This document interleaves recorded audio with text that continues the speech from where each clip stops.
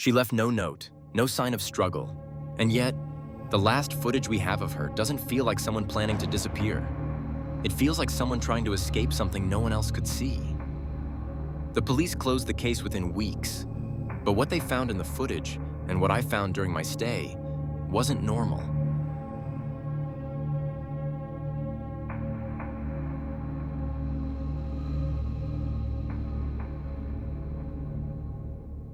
In March of 2017, Maya Delaney, a 24-year-old freelance graphic designer from Seattle, arrived at Alderbridge Heights, a luxury high-rise apartment complex in Portland, Oregon. She had booked a short-term rental unit on the 17th floor for what was meant to be a quiet, week-long escape. No travel companions, no set plans, just her sketchbook, and some time to reset. Alderbridge Heights was known for its clean lines, sweeping rooftop garden, and high-end security. No recorded crimes, no scandals, nothing to suggest what would unfold just 2 days after her arrival. Maya was last seen alive on March 16th. According to time-stamped security footage, she returned to the building that evening around 8:24 p.m. She rode the elevator alone, pressing the button for the rooftop, not her floor. Over the next hour, cameras captured her pacing in the garden, waving at no one, and at one point crouching by the rooftop door, drawing symbols with white chalk. By 10:01 p.m., she was gone. Her apartment was locked from the inside.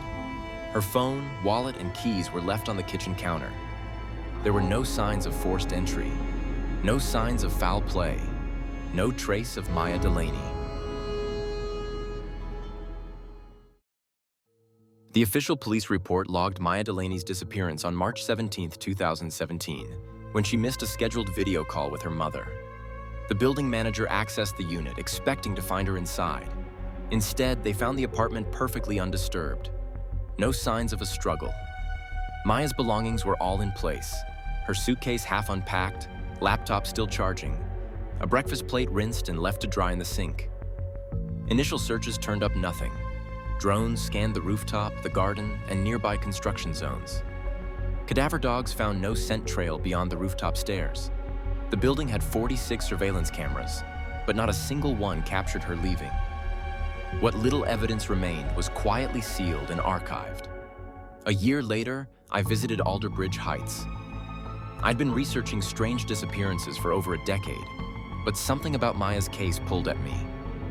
I booked the same unit, apartment 1714, and stayed there for 3 nights. It was supposed to be quiet, professional, detached. It wasn't.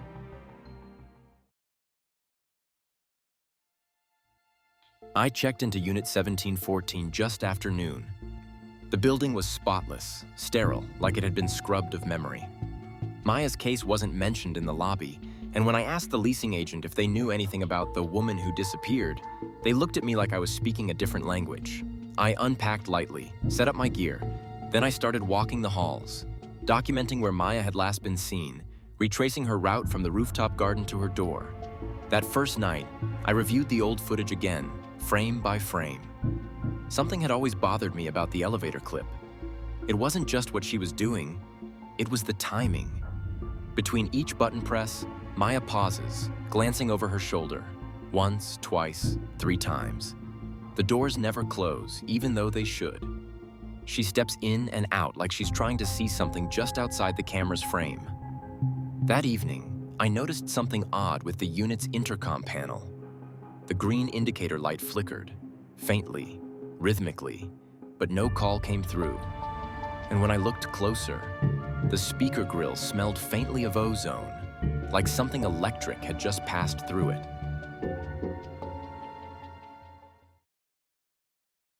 The next morning, I woke up to find my equipment had powered off overnight. Everything, camera, laptop, audio recorder, fully charged when I went to sleep, now completely drained.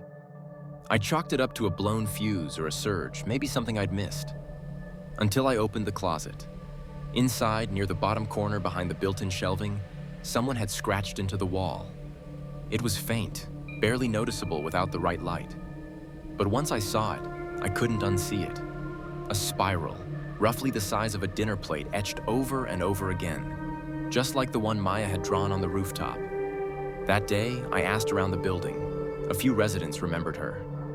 "Quiet girl," one said Al, kept to herself, always sketching. One tenant, an older man on the 15th floor, told me he heard her once the night before she vanished.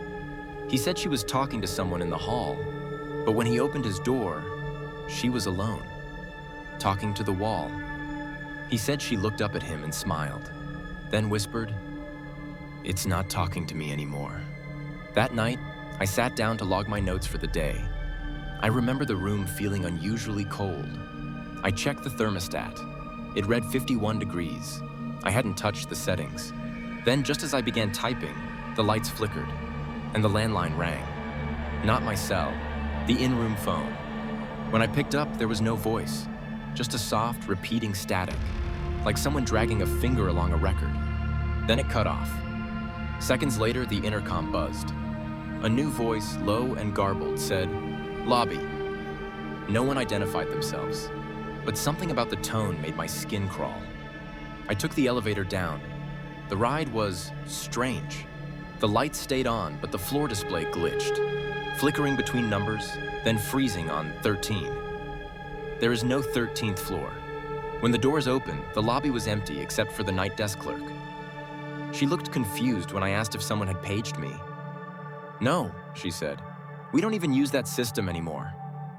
I told myself it was a system error, just noise, glitches, but it stayed with me, the look on her face, like I'd asked the wrong question in the wrong place. I went back up without saying another word.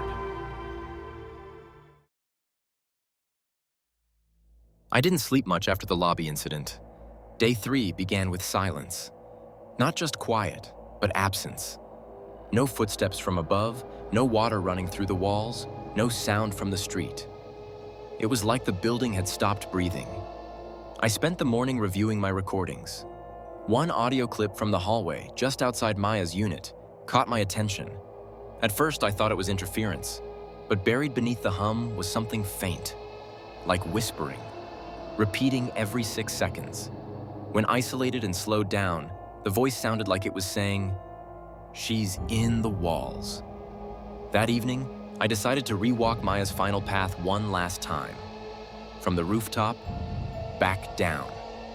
I passed a narrow hallway mirror I hadn't noticed before. For a moment, I thought I saw someone walking behind me. When I turned, there was no one, but the image lingered in my head long after. I made it to the rooftop. The air was still, unnaturally still. No wind, no city sounds. It felt like I was inside a bubble. The world beyond the edge of the roof had gone completely silent. I retraced Maya's final path, step for step, back to the rooftop door. And that's when I felt it. That overwhelming sense that I wasn't alone, that I was being watched. It got stronger the closer I got to the door. I tried to leave, but the handle wouldn't turn. I twisted it harder. Nothing. It felt welded shut. The open sky around me started to feel smaller. Pressing in. I couldn't breathe. A panic attack surged. I reached for my sidearm, hand trembling, half expecting to fire at nothing just to break the pressure. When the door creaked open just an inch, I didn't hesitate. I bolted through. I packed my things and left Alderbridge Heights that same night, but I came back the next day. I needed to see the security footage from the rooftop. The building manager didn't ask why. He showed me the file. In the footage, I wasn't panicking. I wasn't moving. I stood there for nearly 3 minutes, frozen in front of the door. Then I opened it and ran inside.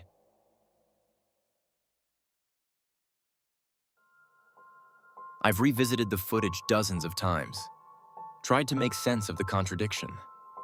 I remember panic, pressure, a door that wouldn't open. But the footage shows something else. Me, standing there like a statue, unmoving, for almost 3 full minutes.